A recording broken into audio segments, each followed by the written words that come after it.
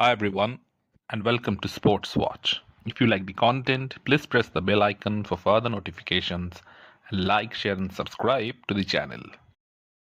India are the Champions Trophy 2025 winners. They beat New Zealand by 4 wickets to achieve this remarkable feat. And Rohit Sharma became the first captain to win the T20 World Cup, the Champions Trophy, the Asia Cup, all at one go. He is undoubtedly one of the most successful captains India has ever had in the white ball format. And in the last three ICC tournaments, India have lost only one match, that being the final of the 50 over World Cup. To win 22 out of 23 matches is a remarkable effort from any team. India have now won back-to-back ICC tournaments without losing a single match. Now, there will always be haters who will say that India have played all their matches in Dubai. They have had the advantage of the situation. They have played for spinners. They knew the conditions very well. They didn't have to travel from place to place.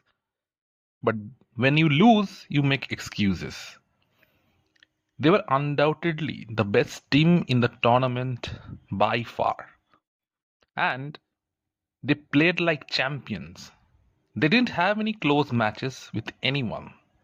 They beat everyone fairly convincingly. And one more thing, Rohit Sharma lost 15 tosses in a row. And despite that, India won every single match. So he has essentially taken the toss out of the equation. And it all comes down to the batting performance and the bowling performance. Team India had been incredible throughout this tournament. There is debate going on that had the Indian players played in Pakistan, it would have been difficult for the Indian spinners to take that many wickets. While that may be true, but on those flat pitches in Pakistan, against this Indian batting lineup, India would have scored 350 or more every single time they went into bat. And for the people who are saying that India didn't have pace bowlers in their lineup, we had Arshdeep Singh, we had Harshit Rana warming the benches. Every team plays to their strength. And just because Pakistan selected only one frontline spinner in their squad, that doesn't mean that India would do the same mistake. And now that India have won the tournament, these outside noises have begun to get stronger. And where are these noises coming from? Past English players like Michael Atherton, Nasser Hussain have criticized the ICC and Indian cricket for having all their matches at the same venue. Now, the ICC had fixed the schedule. If any board had any reservations, they should have made that clear before the tournament started. So why cry about it now? England have been one of the worst teams in the white ball format of late. They lost to India in the series just before the Champions Trophy in both the T20 and the 50 over game. They lost all their matches in the Champions Trophy. They lost to Afghanistan as well. And now they're coming up with this excuse that India have had the undue advantage. And there is always Pakistan who likes to moan about everything.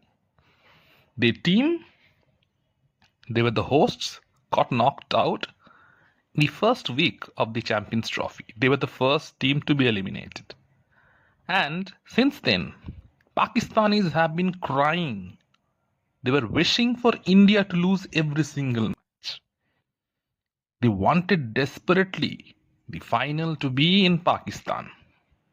But with India's victory in the semi-finals against Australia, Even that dream collapsed. The final was played in Dubai, and India's put on a spectacular performance. The Pakistan felt definitely that it was their tournament, and when the prizes were given away, there wasn't any PCB representative out there. Now, the PCB chairman had been formally invited by the ICC. He couldn't attend due to some personal reasons. So, the chief operating officer was present, who was not allowed by the ICC on stage. You can't allow any Tom, Dick, and Harry to be on the stage and present the awards. The award is to be presented by the PCB chairman. So, the invitation was formally there, but somehow he didn't make the stage. So, that's not the ICC's fault or the BCCI's fault. But the Pakistanis somehow always like to cry about India getting the unfair advantage. This is all a great effort to distract from things going back at home. Of late, Pakistan cricket is in total chaos. But the focus is now on India. And Rohit Sharma has been an exceptional leader. And with this bunch of men, they've played some spectacular cricket. Since 2019, there has been distinctive change in the way India has played cricket. And Rohit Sharma, being the captain, took it upon himself to be the harbinger of that change. He decided to set the template right up front, to go for the bowling, to attack, not care for his average, not care for the 50s, just give the team the momentum they need, and the others will follow. He had a splendid 50-over World Cup. It's a pity that India didn't cross the line in that as well, because they should have won the tournament deservedly, being the better team. But unfortunately, Australia outplayed them when it mattered the most. But India were not disheartened. The same approach followed in the T20 World Cup, and Rohit once again blasted away from the front. And when you have a team like India have right now, with the likes of Virat Kohli batting in 3, Shubman Gill opening innings, Shreyas Iyer, Hardik Pandya, KL Rahul, Akshar Patel, Ravindra Jadeja, you are really spoiled for choices. You have guys like Yashasvi Jaiswal, Rishabh Pant, who are sitting outside, not getting a chance. The second string of Indian players are ready to conquer. The Indian team is a really balanced team right now. The ICC trophies that always eluded India in the past are now becoming a regular habit. India have won the last 2 ICC tournaments, and they have been in the finals of the last 3. So, they have undoubtedly been the best team in the last couple of years. And on top of that, we have played 2 World Test Championship finals. Yes, the results haven't gone in our favor, but India have definitely been the team to beat. So all this hue and cry about unfair advantage is just a game of smoke and mirrors. You have to accept the fact that on any given day, this Indian team is better than all the other teams. New Zealand has been a thorn in India's throat for quite some time now. They've always outplayed India in knockout games. They have always had plans for the Indian batters. But this time around, Team India were very professional about their approach. They didn't give New Zealand a sniff of chance. Throughout the game, they were ahead. In both the matches, even in the group stage, India planned meticulously and performed. They outperformed New Zealand, outthought them. And hence, the result. It would be doubly satisfying for Team India to get a win over New Zealand, because who can forget that semi-final loss in 2019, that image of Dhoni being run out at the very end and India losing by the narrowest of margins. That really hurt.